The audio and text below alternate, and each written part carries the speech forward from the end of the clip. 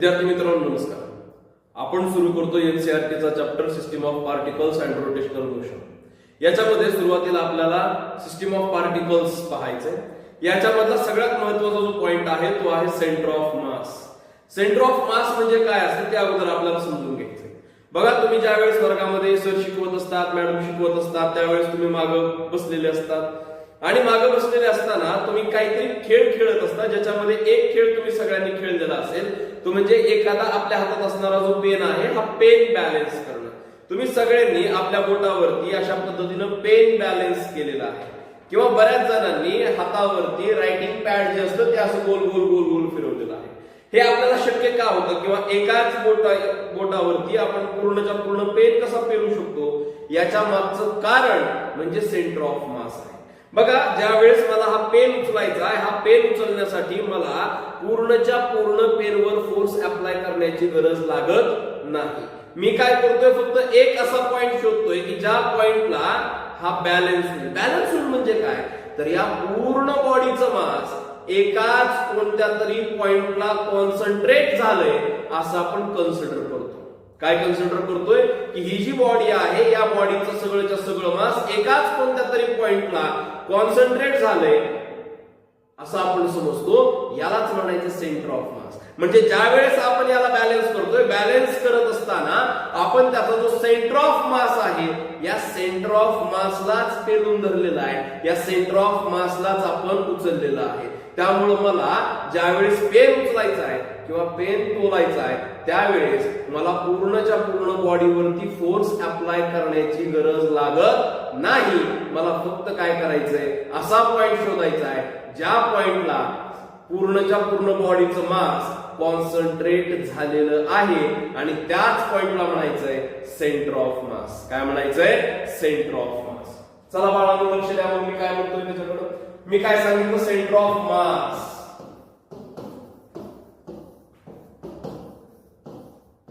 मग अगोदर आपण याची डेफिनेशन लिहून घेऊ. डेफिनेशन मध्ये काय सांगायचंय, असा पॉइंट, कसा पॉइंट, असा पॉइंट, कसा, तर असा पॉइंट की ज्या पॉइंटला संपूर्ण बॉडीचं मास कॉन्सन्ट्रेट झालंय असं आपण समजू शकतो. त्या पॉइंटला म्हणायचं सेंटर ऑफ मास. काय सांगितलं, परत एकदा मराठीतून नीट समजून घ्या, इंग्रजीतून आपल्याला व्यवस्थित लिहिता येतं. काय सांगितलं मी, असा पॉइंट की ज्या पॉइंटला पूर्ण बॉडीचं मास कॉन्सन्ट्रेट झालंय, त्याच पॉइंटला सगळ्याच्या सगळं मास आलेलं आहे असं आपण कन्सिडर करतोय, त्याला म्हणायचंय सेंटर ऑफ मास. काय म्हणायचंय, सेंटर ऑफ मास. मग यालाच इंग्रजीतून लिहायचं.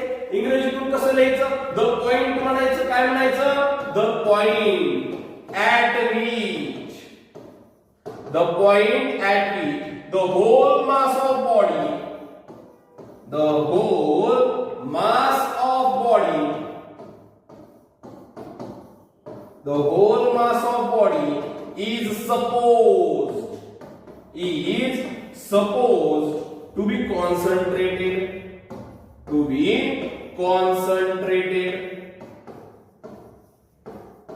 is called सेंटर ऑफ मास.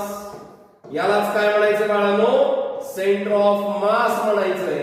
यालाच आपण शॉर्ट मध्ये COM असं सुद्धा लिहितो. काय लिहितो, COM. COM म्हणजे काय, सेंटर ऑफ मास. यापुढे जिथं जिथं तुम्हाला COM दिसेल त्या त्या ठिकाणी सेंटर ऑफ मास आहे असं कन्सिडर करायचं. मग सेंटर ऑफ मासची डेफिनेशन लिहिली. काय, the point at which the whole mass of body is suppose to be concentrated. असा पॉइंट, कसा पॉइंट, असा पॉइंट की ज्या ठिकाणी त्या बॉडीचं होल मास ऑफ बॉडी, त्या बॉडीचं सगळंच्या सगळं मास कॉन्सन्ट्रेट झालंय असं आपण समजतो. याला म्हणायचंय सेंटर ऑफ मास. काय म्हणायचंय, सेंटर ऑफ मास. मग मला या सेंटर ऑफ मासचं पोझिशन वेक्टर सांगायचंय. काय सांगायचंय, पोझिशन वेक्टर. पण त्याच्या अगोदर अजून एक गोष्ट की सेंटर ऑफ मास डिपेंड कशावरती असतो, it depends upon the distribution of particles किंवा डिस्ट्रीब्युशन ऑफ मास. हे जे सेंटर ऑफ मास आहे कशावरती डिपेंड असतं, डिपेंड्स अपॉन मास डिस्ट्रीब्युशन, की मासेसचं डिस्ट्रीब्युशन कशा पद्धतीने झालंय त्या पद्धतीनं तुमचं सेंटर ऑफ मास डिपेंड असतं. याचा अर्थ लक्षात घ्या. याचा अर्थ असा आहे की जिकडं मास जास्त असेल त्याच बाजूला तुमचा सेंटर ऑफ मास सुद्धा सरकतो. हे राजकीय नेत्यासारखं आहे. जिकडे ज्या पक्षाचे जास्त लोक असतील त्या पक्षाकडे आमदार खासदार पळतील. तशा पद्धतीने सेंटर ऑफ मास आहे. ज्या ठिकाणी मास जास्त असेल त्या बाजूला तुमचा सेंटर ऑफ मास सरकत असतो. मग आपण असं म्हणू शकतो centre of mass resides towards massive region. कसल्या रिजन कडे? मॅसिव्ह रिजन कडे तुमचा सेंटर ऑफ मास काय होत असतो? सरकत असतो. या काही गोष्टी महत्त्वाच्या आहेत त्या लक्षात ठेवायच्या. आणि ज्या वेळेस तुम्हाला लिहून घ्यायचंय तर पॉज करायचा आणि हे सगळ्या ज्या गोष्टी आहेत त्या लिहून घ्यायच्या. याच्यानंतर आपल्याला बघायचंय की आपल्याला सेंटर ऑफ मासचं पोझिशन वेक्टर काढायचे आहे. सेंटर ऑफ मासची पोझिशन वेक्टर आपल्याला काढायचे तर कसं काढणार? सो पॉइंटचं नाव लिहिलं position vector of centre of मास. आता सेंटर ऑफ मास काढत असताना एक गोष्ट लक्षात ठेवायची. समजा कुठलाही एक आर्बिट्ररी शेप असणारा पार्टिकल आहे, ऑब्जेक्ट आहे आपल्याकडे, अशी बॉडी आहे त्याचा आर्बिट्ररी शेप आहे. या आर्बिट्ररी शेप मध्ये असणारा सेंटर ऑफ मास काढायचा आहे. मग कधीही एक गोष्ट लक्षात ठेवायची, ज्यावेळेस आपल्याला सेंटर ऑफ मास काढायचा असतो त्यावेळेस आपल्याला कोऑर्डिनेट सिस्टीम कन्सिडर करावी लागते. याचाच अर्थ आपल्याला कुठेतरी एक ओरिजिन कन्सिडर करावा लागतो.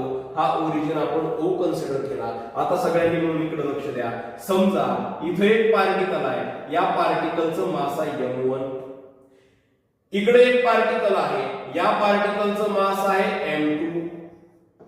असे n नंबर ऑफ पार्टिकल्स. समजा इथे एक मास आहे, हा आहे mn, n number of particles आहेत, त्यातला n वा पार्टिकल इथे आहे तुमचा. आणि सेंटर ऑफ मास जो आहे तो लेटेस्ट कन्सिडर की इथं आहे, याला आपण mc म्हणूयात. ठीक आहे, mc म्हणजे सेंटर ऑफ मास आहे. मग ओरिजिन पासून प्रत्येकाचं डिस्टन्स कन्सिडर करायचं. काय कन्सिडर करायचंय? डिस्टन्स. मग डिस्टन्स कसं कन्सिडर करणार आपण? चला लक्ष द्या सगळेजण. एक स्ट्रेट लाईन आपण कन्सिडर करूया त्या ठिकाणी. सॉरी,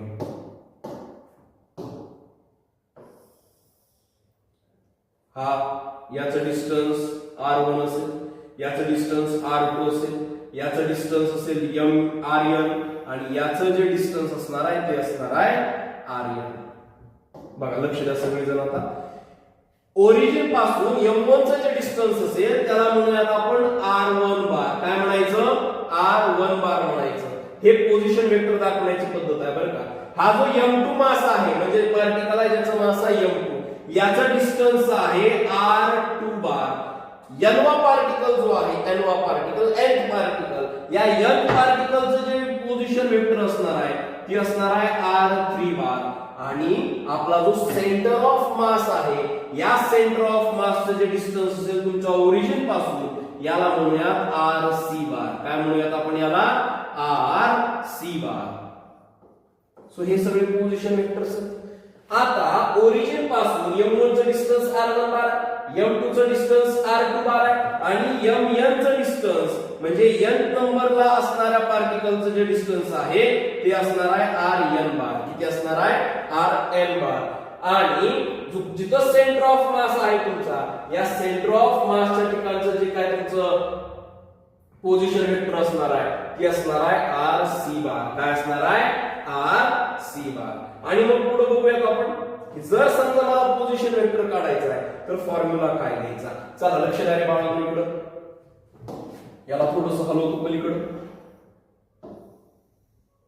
चला डायग्राम मधून कुणीही लक्ष हटवायचं नाही. डायग्राम कडे लक्ष द्यायचंय. मग मला काढायचंय rc bar is equal to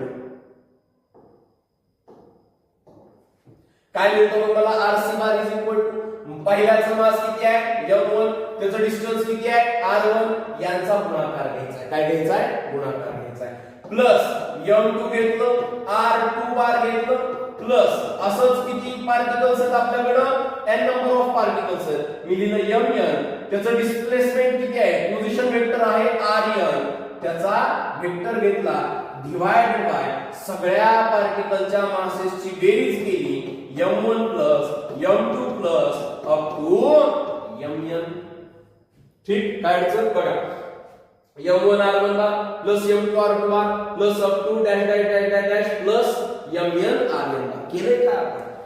प्रत्येक पार्टिकलचं मास आणि त्याचं ओरिजिन पासून असणारं पोझिशन वेक्टर यांच्या प्रोडक्टची बेरीज घेतलेली आहे. यांच्या प्रोडक्टची आपण बेरीज घेतलेली आहे. आता याला अशा पद्धतीने सुद्धा लिहिता येतं, summation of mi ri bar I runs from 1 to n divided by summation of mi I runs from 1 to n.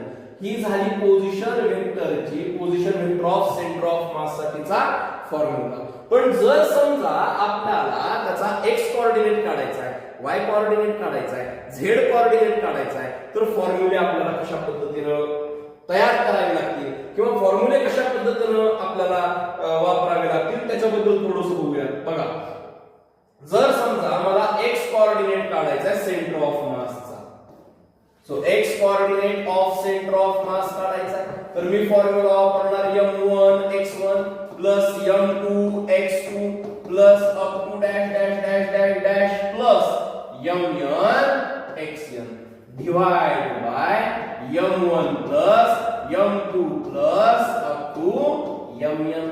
केले काय? प्रत्येक पार्टिकलचं मास आणि त्या मास सोबत त्याचा x कोऑर्डिनेटचं गुणाकार आणि अशा सगळ्या गुणाकारांची काय केली आहे? बेरीज डिवाइड बाय सगळ्या पार्टिकलच्या मासेसची बेरीज करायची. आणि यालाच मी असं लिहू शकतो, x coordinate of centre of mass is equal to summation of mi xi I runs from 1 to n divided by summation of mi I runs from 1 to n. हे झालं x कोऑर्डिनेट साठी. समजा मला y कोऑर्डिनेट काढायचा आहे, मी लिहिलं y coordinate of centre of mass is equal to summation of, इथं आपण x कोऑर्डिनेट ने मल्टिप्लाय केलं होतं, y कोऑर्डिनेट काढत असताना y कोऑर्डिनेट ने मल्टिप्लाय करायचं, mi I runs from 1 to n divided by summation of mi I runs from 1 to n. आणि जेव्हा मला z कोऑर्डिनेट काढायचा आहे सेंटर ऑफ मासचा, त्यावेळेस मी फॉर्म्युला वापरणार summation of mi zi I runs from 1 to n divided by summation of mi I runs from 1 to n. इथं x axis काढत असताना x कोऑर्डिनेट घेतला, y ऍक्सिस काढत असताना y कोऑर्डिनेट घेतला आणि z कोऑर्डिनेट काढत असताना त्याचा सुद्धा z कोऑर्डिनेट घ्यायचा आहे. आणि अशा पद्धतीने आपल्याला x y आणि z coordinate centre of mass ची काढता येते. सेंटर ऑफ मासचं position vector x coordinate y coordinate z coordinate कसा काढायचा याच्यासाठीचे आपण फॉर्म्युले बघितलेले. ज्यांना कोणाला हे लिहून घ्यायचे तर काय करायचं, हे पॉज करायचं आणि सगळं लिहून घ्यायचं. आणि मित्रांनो काय करायचंय तर सगळ्यात अगोदर आपल्या चॅनलला सबस्क्राईब करायचंय. हा जो व्हिडिओ आहे या व्हिडिओला आणि याच्या पुढच्या व्हिडिओजला लाईक करायचंय. आणि ज्या आपल्या मित्रांनी ट्युशन लावलेली नाही, जे गावाकडे राहणारी मुलं आहेत यांना शेअर करायचंय आणि त्यांना सुद्धा मराठीतून फिजिक्स चांगलं वाटलं पाहिजे, त्यांनी सुद्धा शिकलं पाहिजे, त्यांना सुद्धा मार्क्स आपल्याकडे चांगले आले पाहिजेत. एवढ्यासाठी हा सगळा अट्टहास आहे. तर लाईक करा, शेअर करा, सबस्क्राईब करा, बेल आयकॉन दाबा. भेटूया पुढच्या पार्टमध्ये.